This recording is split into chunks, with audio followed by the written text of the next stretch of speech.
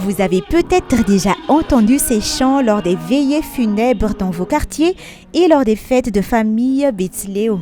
Si vous ne les avez jamais entendus, sachez que c'est du Zafnjaouni. Des chants bien typés Betsileo que l'on chante en groupe pour des occasions précises. Le Zafnjaouni est chanté par des femmes et des hommes.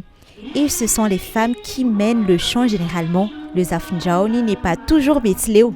Mais le plus connu et le plus apprécié aujourd'hui reste le Zafnjaouni Betsileo. Bon, le Zafnjaouni, on dit que ça vient de Tananarive, mais ça s'est répandu partout et chaque région l'a adapté selon sa manière de chanter et sa littérature propre. Les Betsileo du Nord ont leur manière de le chanter, le Vakinankaratza aussi. Moi j'ai travaillé ceux du Sud.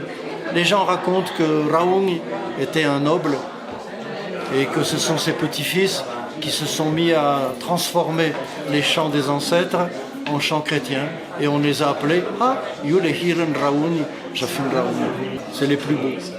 Ce sont les plus beaux. Vous savez, les chanteurs du Rouve ici autrefois étaient très souvent des Betsileo qui venaient chanter à la cour à Tananarive.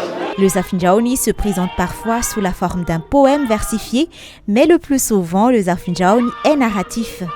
À l'inverse du Hiragasi des Hautes Terres, qui est un spectacle démonstratif tourné vers l'extérieur, qui utilise des instruments de musique et pendant lequel les chanteurs sont bien habillés, le Zafnjaouni est discret et se joue en cercle fermé. En Zafnjaouni, il n'est jamais question d'argent non plus. Comme avec le Hiragasi, des rivalités sont aussi observées en chant Zafnjaouni. La rivalité symbolise le combat de la vie et de la mort. Et c'est toujours la bonté qui l'emporte. L'objectif, c'est de créer une ambiance et de participer à l'ambiance de fête. Donc, c'est pas un spectacle. C'est pas un spectacle. On fait partie de l'ambiance. Évidemment, tout le monde écoute si le chant est réussi, s'il entraîne vraiment l'adhésion, quoi. Soit de façon spectaculaire, en force, soit le sentiment qui est là parce que c'est la mort ou la joie. Donc il s'agit de créer quelque chose et de vivre une expérience qui est pour chacun, pour les gens qui sont là, qui est une expérience personnelle. Moi j'ai vu un groupe, on chantait devant une femme qui était morte d'un cancer du sein et le corps sentait mauvais. Les gens chantaient. Et il chantait à ce moment-là ni ten, navel, ni hulu, ni fana, rav, rav. Elle a laissé le corps pour rire. Ça correspondait tellement à ce qui était là que en chantant, les gens se sont levés et tout le monde pleurait en chantant. Donc, il s'agit de... C'est pas un spectacle, c'est une expérience. C'est pour ça que c'est un chant sacré. Et ça, c'est quand on chante le Zafnjaouni Gatana, les gens ne comprennent pas que c'est une expérience sacrée. Et donc ils le prennent comme du folklore, comme un amusement. Et là, c'est pas du tout ça.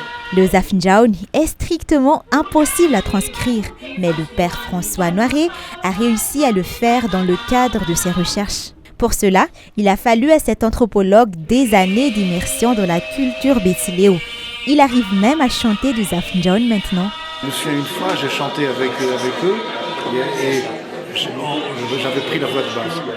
Et je ne sais pas pourquoi, à un moment, j'ai senti que je pouvais accrocher quelque chose en bas.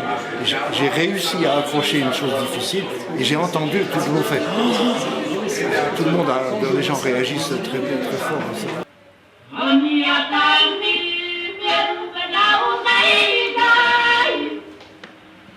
Mujari matuki fasiwani chanaka